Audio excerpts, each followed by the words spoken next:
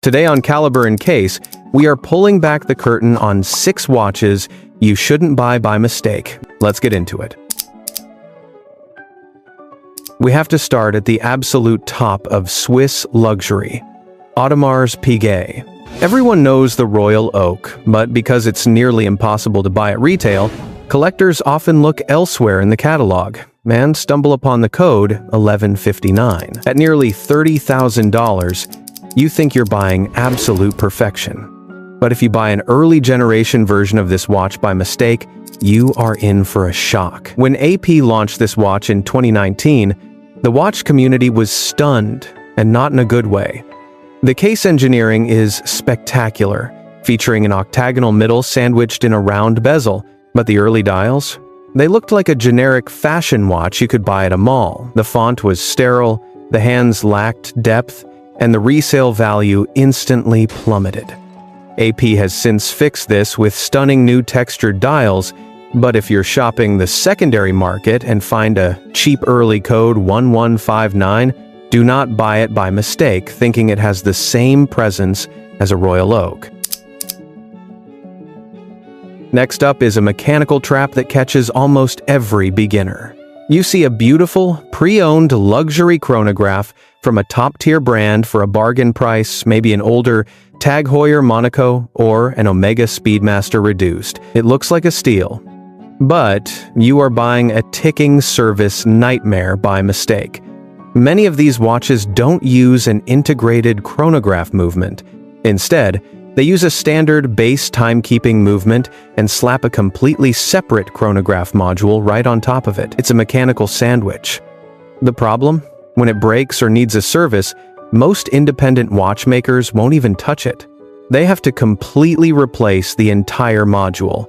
A routine service can easily cost more than half of what you paid for the actual watch. If you want a chronograph, always ask if the movement is integrated or modular before you hand over your credit card. Hublot is a polarizing brand, but there is no denying that the design of the classic Fusion is striking. It has that aggressive, integrated sports watch look that is incredibly popular right now. But if you walk into a boutique and buy the standard 3-hand titanium classic Fusion for nearly $8,000, you are making a massive horological mistake. Inside this $8,000 luxury watch beats the Hublot Caliber Hub 1110. Sounds fancy, right? Except it's not an in-house movement. It is a slightly modified Sellita SW300, a movement you can find inside watches that cost $1,500. While brands like Omega and Tudor are giving you cutting-edge, anti-magnetic, in-house master chronometers at this price, Hublot is selling you a basic, off-the-shelf tractor movement wrapped in a pretty case. Unless you are buying their high-end Unico chronographs, the entry-level Hublots are a massive trap for your money. In the early 2000s, Panerai was the king of wrist presence. Everyone from Sylvester Stallone to Arnold Schwarzenegger wore them.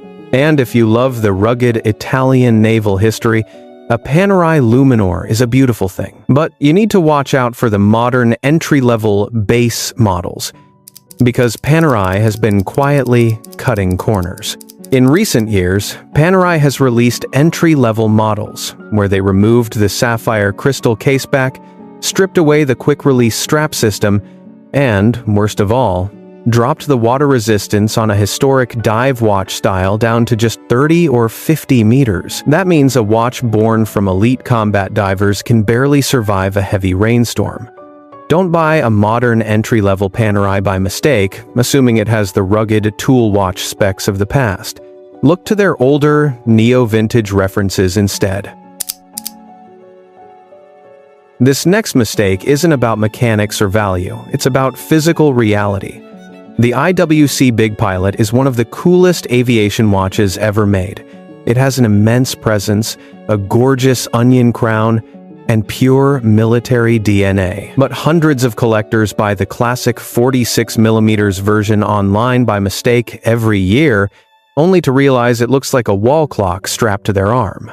A 46mm watch with a massive dial and almost no bezel wears significantly larger than its dimensions suggest. Unless you have an 8-inch wrist or intend to strap it over a thick leather flight jacket like a 1940s bomber pilot, it will slide around, dig into your hand, and end up sitting in your sock drawer. Thankfully, IWC realized this and released the Big Pilot 41mm, which gives you all the exact same style and presence, but in a size that actually fits a human being.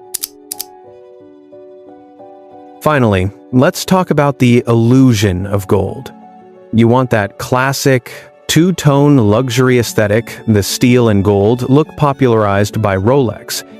But because solid 18K gold adds thousands to the price tag, you look at mid-tier luxury brands offering gold-plated or capped options to save money. Do not do this by mistake. Gold plating is micro-thin. Every time your wrist rubs against a desk, every time you polish it with a cloth, a tiny layer of that gold scratches off. Within a few years, the edges wear thin, revealing the steel underneath, making an expensive luxury watch look cheap and neglected. If you can't afford solid gold, don't buy the illusion. Embrace pure, honest, high-grade stainless steel or titanium. It will look identical 20 years from now. Watch collecting is a journey of passion, but it should also be a journey of intelligence. By avoiding modular service traps, overpriced basic movements, and unwearable sizes, you ensure that every dollar you spend brings you pure joy, not buyer's remorse. If you want to complete our list of 9, make sure you hit that subscribe button. We might come with part 2. But let me know down in the comments, have you ever bought a watch by mistake that you deeply regretted? Let's talk about it down below, and I'll see you next Wednesday, right here on Caliber & Case.